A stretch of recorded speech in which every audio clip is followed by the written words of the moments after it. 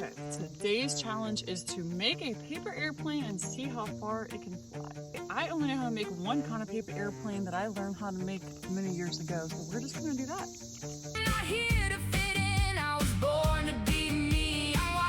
This is our paper airplane.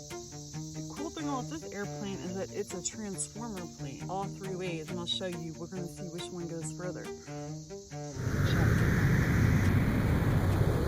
Next up, we have the glider.